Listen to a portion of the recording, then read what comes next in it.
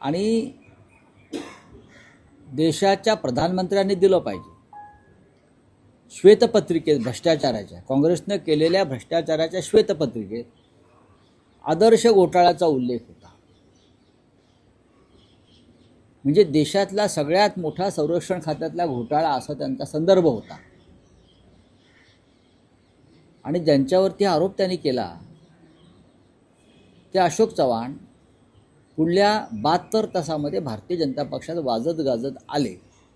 त्याच्यामुळे अशोक चव्हाणांना सुद्धा प्रश्न विचारण्याचा अधिकार आहे की आदर्श घोटाळ्याचं जे प्रधानमंत्र्यांनी किंवा सरकारनं जी श्वेतपत्रिका काढली त्याचं काय झालं, असे अनेक प्रश्न आहेत।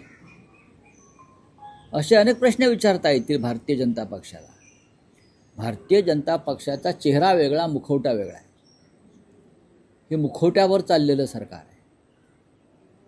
अनेक